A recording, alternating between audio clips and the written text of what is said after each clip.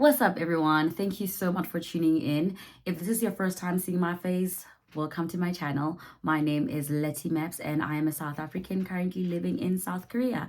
And if you are a returning subscriber, thank you so much for coming back. Today on my channel, we are going to be talking about the do's and don'ts when teaching in Korean schools.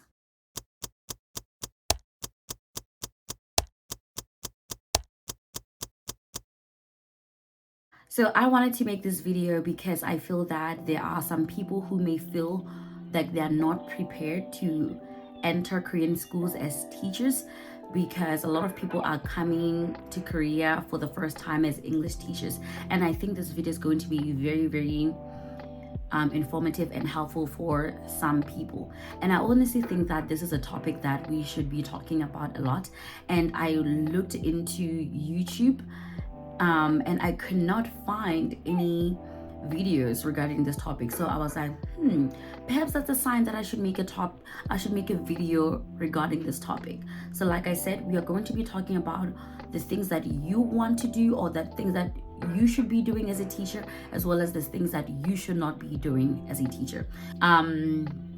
Yeah, so I really hope that you're going to be enjoying today's video, and please do watch until the very end. And when you are done watching until the very end, do leave a comment. Tell me about what you think, tell me about what you know, and yeah, enjoy the video, guys. When it comes to your students, be friendly with your students, honestly. Make your students very comfortable, because one of the things that I have learned is that a lot of students, they are very shy when it comes to speaking the language because they are afraid of making mistakes.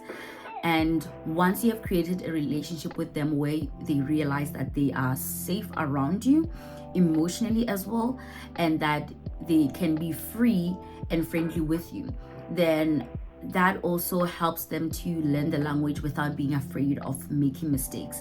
And I think that is very important when you are learning a language, to be able to be comfortable enough to make mistakes, because you learn by making mistakes. But also set boundaries. Don't be too friendly, don't be too free around your students. Don't forget that at the end of the day that you are the adult and you are the teacher as well. So set some boundaries. Should your student do or say something that you are not comfortable with, address it right there and then, so that incident cannot happen again. And they are kids. Once they realize that they have done something that you are not happy with, they most likely will not do it again, because they realize that, oh, the teacher is not really happy with what I have done. So always set boundaries with them. Yes, make sure that they are very comfortable around you. They can talk to you, they can come to you, they can walk with you and stuff like that. That is good, that is okay, but set boundaries. So some of the boundaries that I have also set with my students is that especially with my hair, my students don't touch my hair without asking me first. And actually I've never really had a student who just came and touched my hair. All of my students, and I don't think this is something that I have done, I think my students are just very respectful, that every single time they want to touch my hair, they will ask me first, like, teacher, can I touch your hair? And I really like that, because I feel like they see me as a person and not as some pet or someone whose personal space they can invade. So they always ask to touch my hair, and I'm like, all right, go ahead, you asked, I like that, go ahead and touch it. And also with my girl students, I am able to hug them and everything else. Sometimes we'll be working together, and we'll have like our hands linked, and we'll walk together and talk to each other. I do that with my girl students, but that I don't have that relationship with my boy student, because that would not be appropriate. So with my boy students, we usually just give each other high five on the hallways or fist bumps on the hallways.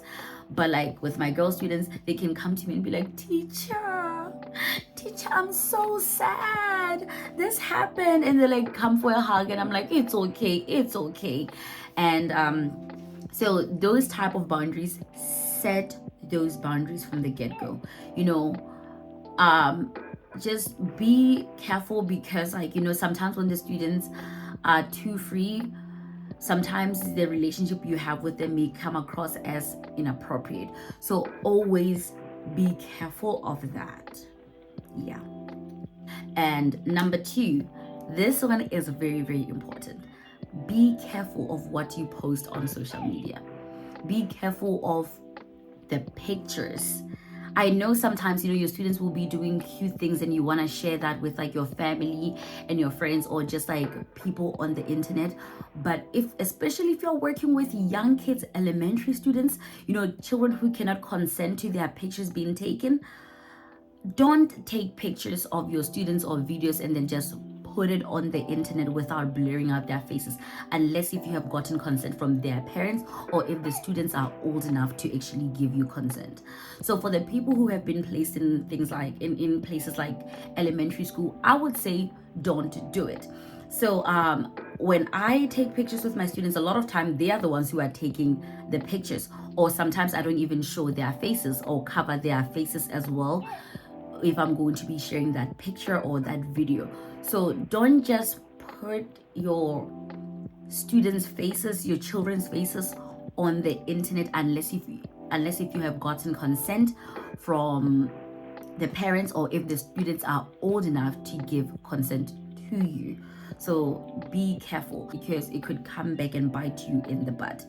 So be very, very careful about that, guys. And another thing, always try to have a good relationship with your coworkers. And you can always do this by always being prepared or always, performing your job. Sometimes it's really good to show up and show out. Just come there and just blow them away with like your lessons. Just always be prepared. Make sure that everything that they ask of you, you do it. And another tip that I have for people is that, sometimes you get placed at a school and you have your own classroom far away from the other teachers, and so you think that you are being ignored, but you as a foreigner, you stand out. So even if you feel like you are not seen or you're not heard, just always act like someone is watching you, because of you as a foreigner, whatever you do, people are always going to notice what you're doing. So sometimes you may like come to school late and you think people don't notice. They will notice that because you're the only foreigner at school. So whatever you do, you're always going to stand out. So always be in your best behavior. Try to understand the Korean culture so that you know how to dress, because in Korea, showing your shoulders is not really something that is accepted by society. It's kind of frowned upon, so you don't want to be dressing like that in a professional workplace or in front of your students. So always dress modestly. And another tip that I would like to talk about is that you should be careful about who you talk to, especially at work, like especially when it comes to gossiping, because let's not forget, most of the time you'll find that, okay, most of the time I'm going to assume that the foreign teacher cannot speak Korean fluently. And so you should be very careful about what you say and who you say those things to. And yeah, so you don't want to be gossiping about this teacher, but you don't really know how close they are to the other teacher. And then the next thing, you have a bad relationship with that teacher because you're talking about them behind their backs. Yeah, and also know who to report to.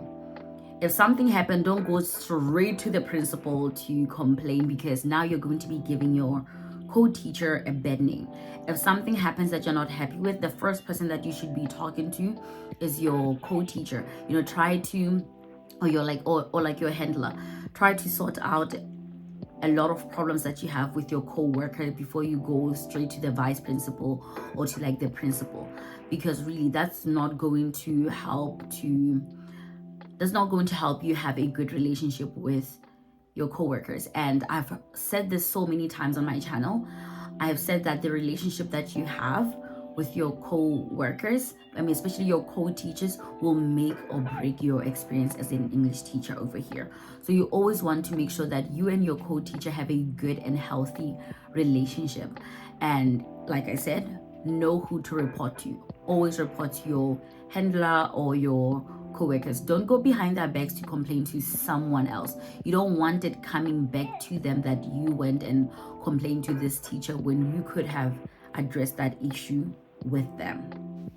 And another tip, and this tip I actually got from a friend of mine, she said that it's very wise to choose your battles.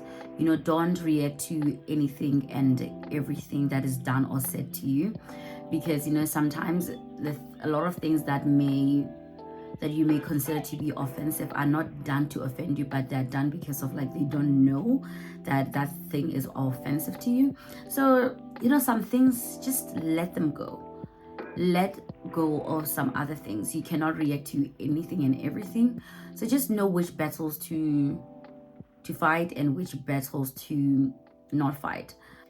And I think I will label this video as part 1, because I just think that as time goes on, there'll probably be some other things that are going to come into mind, and I'll probably have to add onto this list and make part 2. So for now, I'm going to end my video here. If you are a teacher who's already in Korea and agree or disagree with some of the things that I have said, can you please like leave a comment?